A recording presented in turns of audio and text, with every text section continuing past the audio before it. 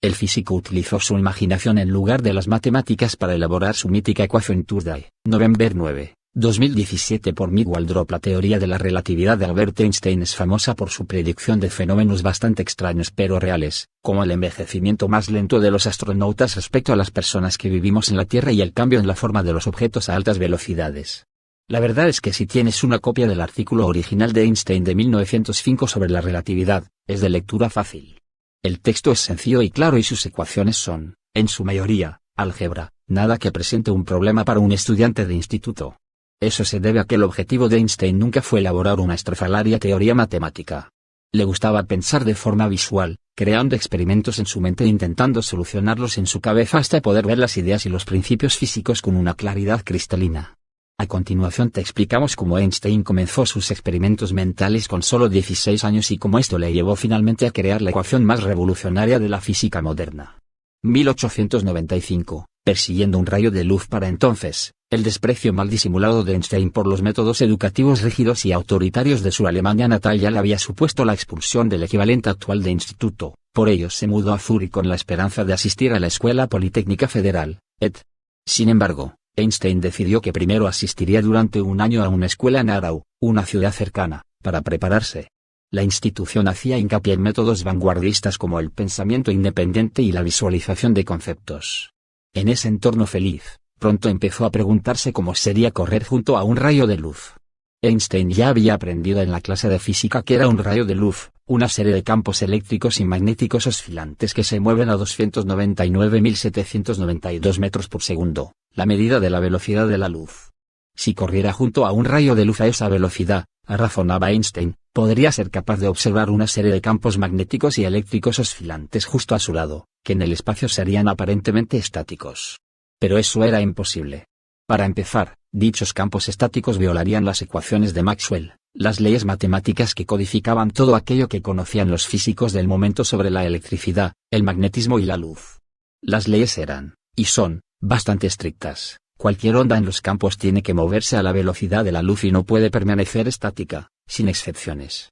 Y lo que es peor, los campos estáticos no encajarían con el principio de relatividad, una noción que los físicos han asumido desde los tiempos de Galileo y la era de Newton en el siglo XVII.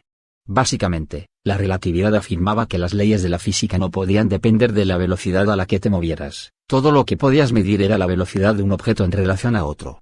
Pero cuando Einstein aplicó este principio en su experimento mental, originó una contradicción. La relatividad dictaba que cualquier cosa que pudiera ver mientras corriese junto a un rayo de luz, incluyendo los campos estáticos, también debería ser algo que los físicos de la Tierra pudiesen crear en el laboratorio.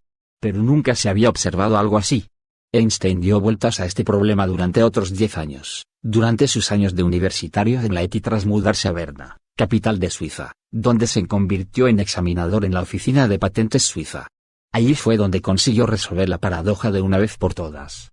1904, medición de la luz desde un tren en movimiento no fue tarea fácil.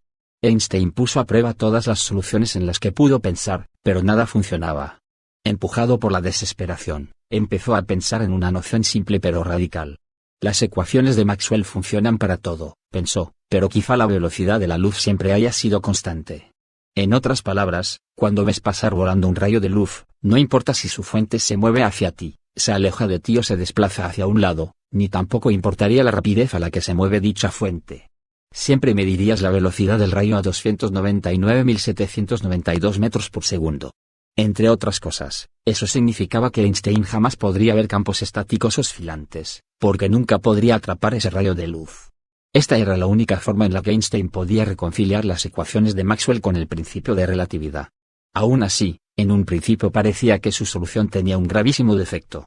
Einstein explicó posteriormente el problema mediante otro experimento mental. Imagina disparar un rayo de luz a lo largo de una vía férrea mientras un tren circula en la misma dirección a unos 3.200 metros por segundo.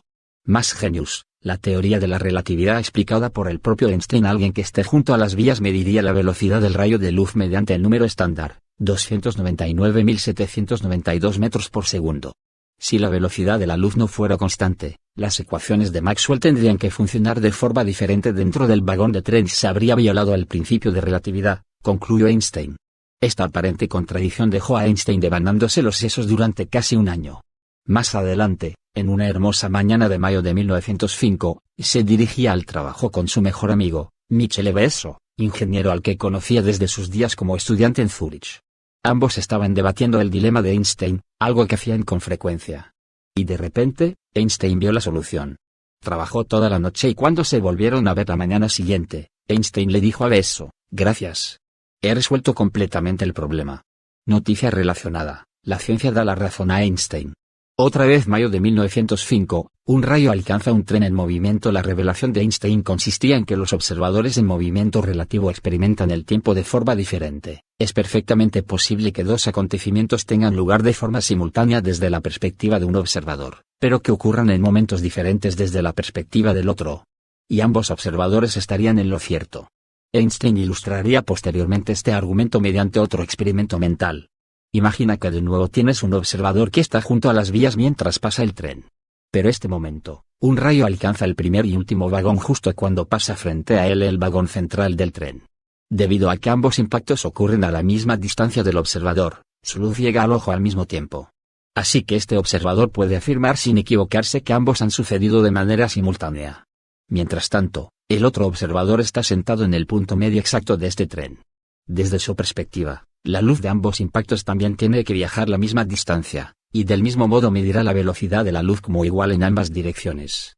Pero debido al movimiento del tren, la luz que procede del rayo en el vagón de cola tiene que viajar más distancia hasta el observador, alcanzándolo unos instantes más tarde respecto a la luz procedente del primer vagón. Debido a que los pulsos de luz han llegado en momentos diferentes, dicho observador solo puede concluir que los impactos no han sido simultáneos y que el impacto frontal sucedió primero. En resumen, Einstein se dio cuenta de que lo que es relativo es la simultaneidad. Una vez aceptas eso, todos los efectos extraños que asociamos a la relatividad son simplemente una cuestión de álgebra. Einstein redactó rápidamente sus ideas en un estado de euforia extrema y envió su artículo para que fuera publicado pocas semanas después. Le otorgó un título, sobre la electrodinámica de cuerpos en movimiento, que reflejaba su lucha por reconciliar las ecuaciones de Maxwell con el principio de la relatividad. Como conclusión incluyó un agradecimiento a Eveso, a quien agradezco por algunas sugerencias valiosas, lo que garantizó a su amigo ser recordado por la posteridad. Septiembre de 1905, masa y energía. Sin embargo, este primer artículo no fue el último. Einstein siguió obsesionado con la relatividad durante todo el verano de 1905 y en septiembre envió un segundo artículo como una especie de idea adicional. Estaba basado en otro experimento mental. Imagina un objeto en reposo, escribía. Ahora imagina que espontáneamente emite dos pulsos de luz idénticos en direcciones opuestas. Este objeto permanecerá quieto, pero debido a que cada pulso transporta cierta cantidad de energía, el contenido de energía del propio objeto disminuirá. Ahora bien, decía Einstein, ¿cómo vería este proceso un observador en movimiento? Desde su perspectiva, el objeto simplemente seguiría moviéndose en línea recta mientras los dos pulsos se echan a volar. Pero aunque la velocidad de los pulsos sería la misma, la velocidad de la luz, sus energías serían diferentes. El pulso que se mueve hacia adelante, en la dirección del movimiento, tendría una energía mayor que el que se mueve hacia detrás.